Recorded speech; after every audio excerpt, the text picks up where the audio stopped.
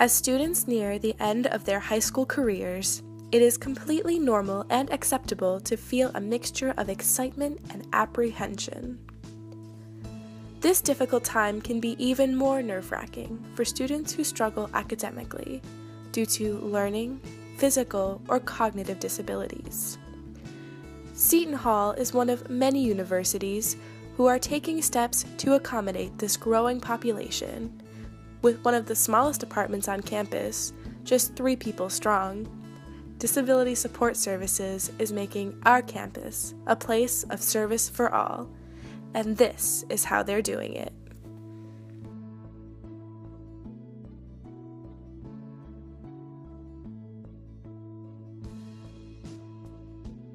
Everything and anything, you know what I mean? So, I'm responsible obviously for managing everything that the department does, so I'm overseeing any of the processes that are going on in the front office. Meeting with the students, obviously. So students have, in order to obtain accommodations, they have to self-identify. That means that they have to tell the office, hey, I'm here, I have a disability and I need help. And then I sit, and my assistant director will sit with them. We'll do intake appointments, talk about what their needs are. If there's any documentation we need, we'll go over that with them. And then we put together what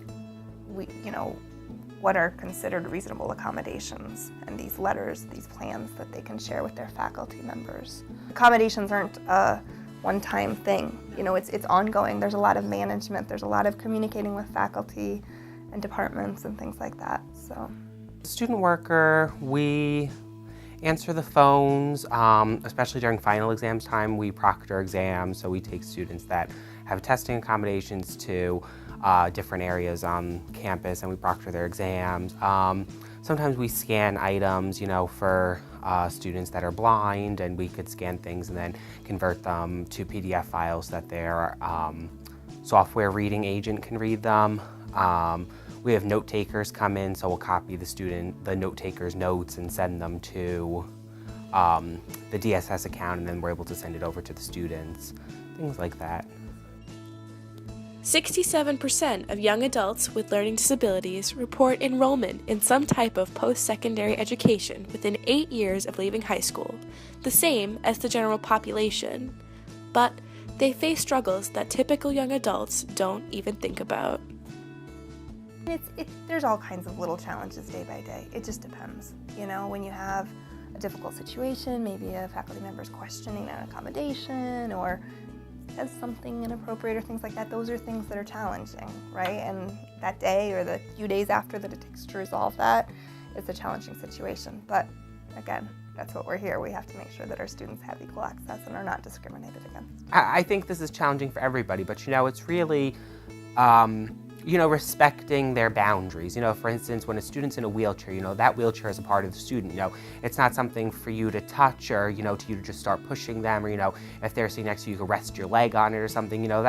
That's disrespectful, and that's a part of who they are as a person. Or even a blind student, they come in and they'll try to, figure out where the doorknob is or figure out where a chair is or something, and, you just want to grab them and place them, but it's knowing that they're a person too, and, that could be perceived as disrespectful to them, and they're very independent and want to do things, just like you and I, and be very independent. So I think that those are the most challenging parts of the job, but otherwise, everybody's, they're very flexible with you and you're very flexible with them, and it's really just you treat them like any other person.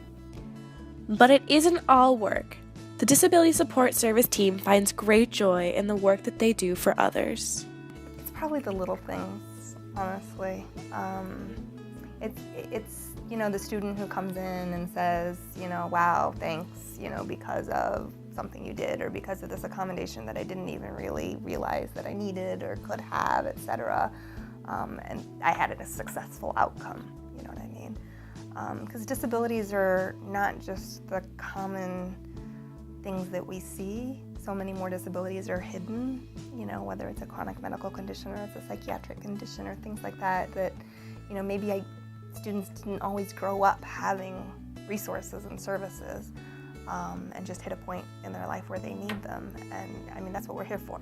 So I think it's just, making a difference in the students' lives ultimately.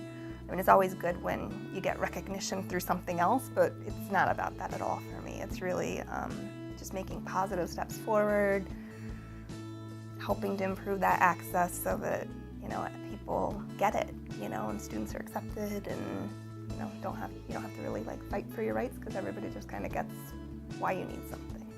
You know, I've worked there for 3 years, so I guess really seeing, you know, students, when I started there, I'm a senior now, when I started as a sophomore there, you know, seeing students, you know, maybe in their junior or senior, just seeing them rise and progress in their curriculum and, you know, go from taking those original basic theory course and things like that to, you know, landing great internships and, you know, taking, you know, clinical courses or all different things like that, you know, all the, you know, seeing them really progress as a student and seeing them be successful and overcome obstacles and challenges that they face because of their disability, that's really motivating and satisfying to me. And it's like, wow, you know, they can do it and they face, you know, X, Y, and Z, and, you know, other people, you know, struggle with it or don't put in as much time or effort as they do or have to put in as much work as they do, but they're willing to do that sacrifice because, you know, their career or their field is something they feel so passionately about. So I guess really seeing each of them, you know, rise and grow and learn about themselves and learn how to